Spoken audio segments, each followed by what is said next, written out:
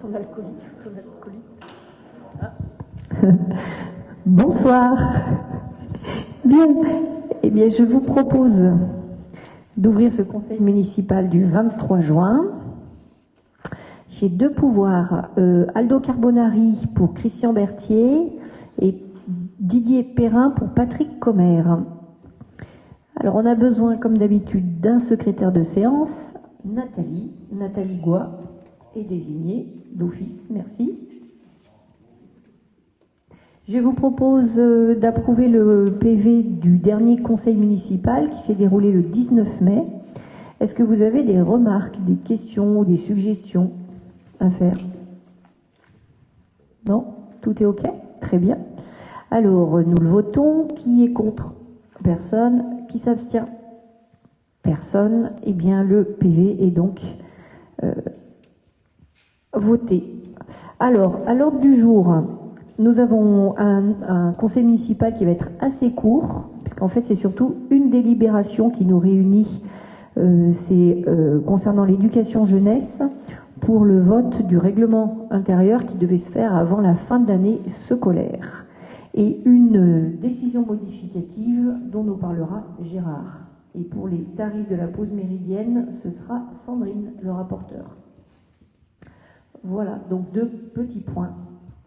Gérard, je te passe la parole pour nous expliquer cette DM. Merci Madame le maire. Eh bien, pour présenter cette décision modificative, il faut d'abord rappeler qu'elle s'inscrit dans le plan de désendettement auprès de l'EPFL.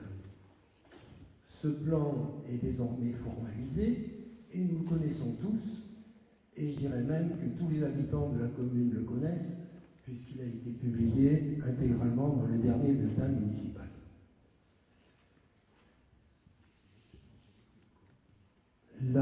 La décision modificative, merci Johanna. La décision modificative du budget qui est proposée à notre vote est nécessaire pour traduire sur le plan budgétaire et comptable la fin de portage de deux biens mobiliers, le terrain du Chapotier et le terrain qui se trouve au 65 route de Laval.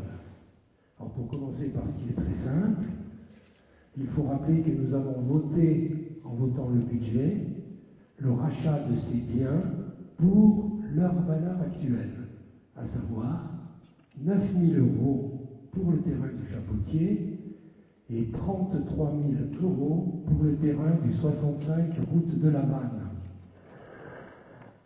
Cependant, et c'est là où ça devient un peu plus compliqué, le prix de revient de ces biens est largement supérieur à ces montants. Il est de 483 000 € pour le terrain du Chapotier et il est de 186 000 € pour le terrain de la route de la Vanne, soit un total de 669 000 €.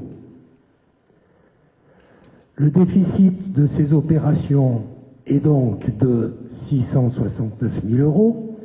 Je rappelle que c'est le prix d'acquisition, c'est la somme qui a été perçue en son temps par les vendeurs de ces biens. Donc le déficit de ces opérations, je me reprends, est de 669 000 €, moins 42 000 € valeur actuelle, 627 000 €. Conformément au plan de sortie de portage, ce déficit sera pris en charge par l'EPFL pour 49% au titre de l'aléa réglementaire.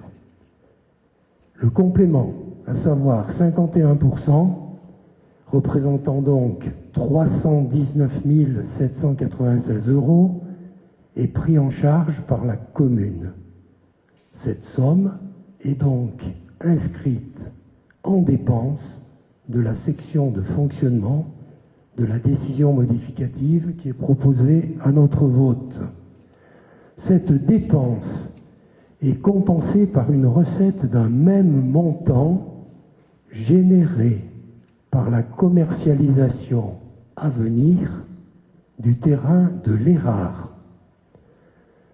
Cette inscription valant dispense de paiement effectif. Ces opérations relativement complexes, mais aussi relativement inédites, il faut bien le dire, ont été validées par les services de la trésorerie, bien entendu, mais aussi par les services de la comptabilité publique au niveau requis. C'est donc la traduction budgétaire de cette opération et de ces états comptables qui est proposée à notre vote ce jour.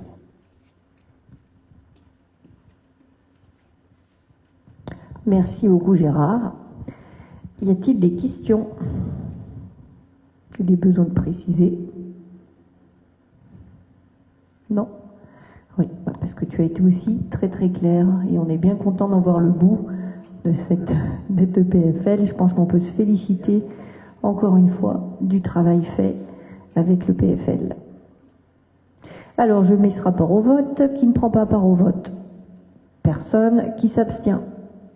Personne. Qui est contre? Personne non plus. Et bien, le conseil municipal donne en effet son accord pour l'ouverture des crédits. Le deuxième et dernier point de ce conseil municipal concerne donc les tarifs de la pause méridienne, c'est le repas du restaurant scolaire et les tarifs de l'accueil périscolaire pour l'année prochaine, 2025-2026. On t'écoute, Sandrine. Alors, Madame le maire, Madame et Messieurs les élus, je vous propose de fixer les tarifs des accueils périscolaires et de la restauration scolaire pour l'année scolaire 2025-2026.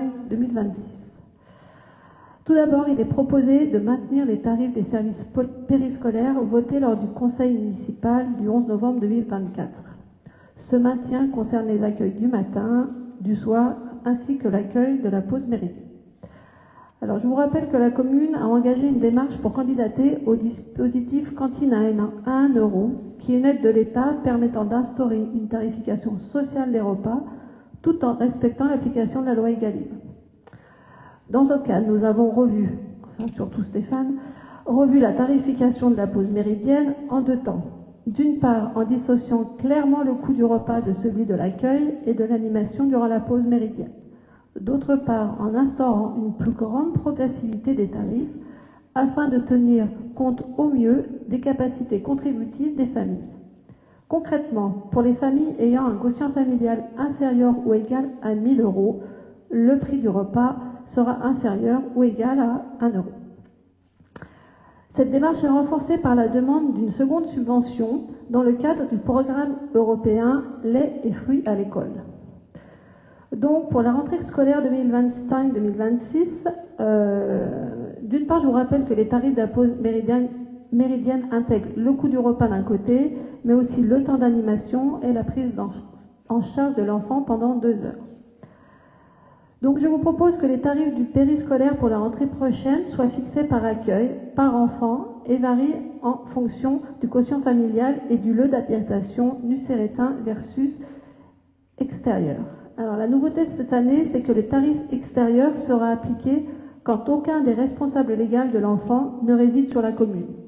En effet, on a eu quelques familles qui, hélas, se sont séparées, dont un des deux parents a dû partir habiter dans une collectivité aux alentours de Noyaret. Donc, le parent restant bénéficiait des tarifs nucérétains et le parent délocalisé ne bénéficiait pas de ce même tarif. Donc, on a décidé qu'à partir de la rentrée, les deux parents, qu'ils habitent ou non à Noyaret, à partir du moment où il y en a un d'eux qui habite à Noyaret, auraient le même tarif, c'est-à-dire le tarif nucérétain. Donc les tarifs varient selon les revenus de 50 centimes d'euros à 90 centimes d'euros par tranche de 30 minutes pour les accueils du matin et du soir et de 1,35 € à 6,35 € pour la pause méridienne. Alors, les QF pris en charge seront ceux de août 2025. Les personnes qui ne posséderont pas leur QF devront fournir leur avis d'imposition de 2025 et sans justificatif de revenus, les accueils seront facturés au tarif le plus élevé. Donc, je vous propose aussi que pour les enfants qui disposeront d'un projet d'accueil individualisé alimentaire, qui apportent donc leur panier repas, les tarifs appliqués correspondent au coût de l'accueil sans le prix du repas. Ce coût est calculé en déduisant le prix d'achat d'un repas, donc qui est à l'heure actuelle de 3,27 €, du tarif global de la pause méridienne, ce qui fait, selon le QF, un tarif qui varie de 0 € à 3,08 €. Et pour finir, je vous propose donc que les agents communaux ainsi que les enseignants des écoles puissent commander des repas au prix unitaire de 3,80 €. Enfin, il est demandé au conseil municipal d'adopter le règlement intérieur des accueils périscolaires pour l'année 2025-2026, annexé à cette libération. En conclusion, je vous propose donc de donner votre accord pour les tarifs du périscolaire pour l'année scolaire 2025-2026 et d'adopter le règlement intérieur des accueils périscolaires pour cette même année. Merci Sandrine. Y a-t-il des questions? Non, pas de remarques. Bon, moi, je tenais à vous féliciter pour ce travail parce que ça a l'air de rien comme ça, mais il y a quand même plusieurs collectivités qui ont contacté Noyaret pour savoir comment on avait fait pour avoir ces tarifs-là. Et cette organisation, c'est simple, hein, on bosse, on se relève les manches et effectivement, tu salues le travail de Stéphane, rendons à César ce qui appartient à César, c'est sûr que tu en as fait du boulot. J'espère que tous les parents te feront une petite bise à la kermesse. Bon, je mets ce rapport au vote. Qui ne prend pas part au vote? Personne. Qui s'abstient? Personne. Qui est contre? Personne. Eh bien, le conseil municipal adopte les tarifs indiqués plus haut pour cette année 2025-2026 et adopte le règlement intérieur. Je n'ai pas de décision administrative auquel je dois vous faire part, donc place s'il y a des questions au sein de l'équipe du conseil municipal. Pas de questions, de remarques?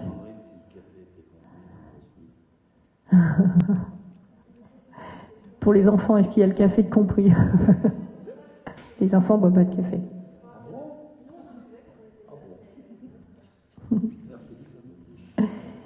Bien. Non, pas d'autres remarques. Alors, on aura peut-être un conseil municipal en juillet, le 16, mais à confirmer. À confirmer, ça dépendra d'une ou deux délibs. Là, si ça peut attendre septembre, ce sera mieux. Voilà. Donc, je vous propose de clôturer ce conseil municipal. Merci beaucoup pour tout. Et la parole au public.